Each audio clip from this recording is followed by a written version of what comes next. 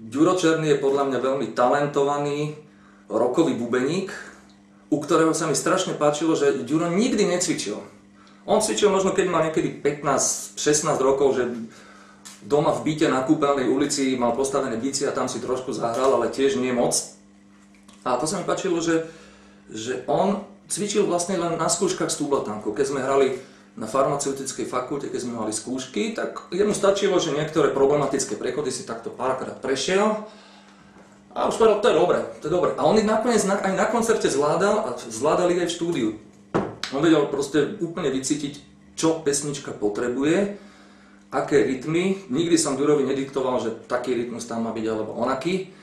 A Ďuro to proste srdcom cítil a jeho proste nejaká láska k rockovej muzike ho vždycky proste k tomu doviedla, jak tá skladba má vyzerať. Častokrát aj mi radil, že túto pasáž dajme tam, túto správame refrén a tu už by to trebalo aj zakončiť. Ďuro bol šikovný. A šikovný aj teraz. Hrá veľmi dobre, je vo veľmi dobrej forme Ďuro Černý. Palo Horvát je podľa mňa vynikajúci spevák s vysoko posadeným hlasom, ktorý spieval vo väčšine pesničiek všetky tie krásne, vysoké vokály ešte takto nado mnou, paralelne, a preto tie refrény zneli pekne, zaujímavo, dá sa povedať aj rockovo, tak jak sa to má v rockovej muzike robiť. A naspieval aj veľmi dobré niektoré pesničky, ktoré solovo spieval.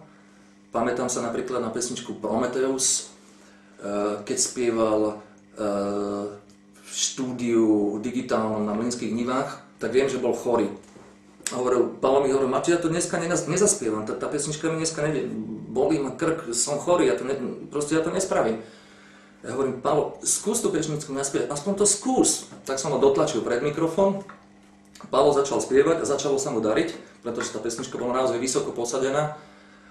A ja som ho proste z réžie pozbudzoval, skús to a ešte daj do toho ten drive, a on tú pesničku zaspieval vynikajúco.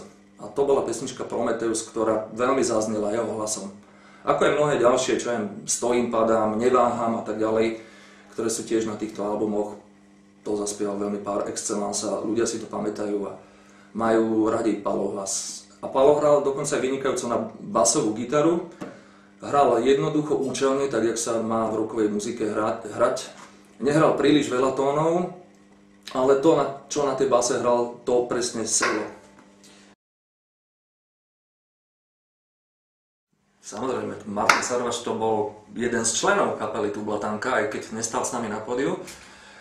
Sa pamätám napríklad, ako sme robili pesničku Rok do civilu. Akurát som sa nachádzal na vojenskej základnej službe na západnom okruhu, ktorý bol veľmi nebezpečný, pretože to bola prvá bojová nasadenosť alebo pohotovosť.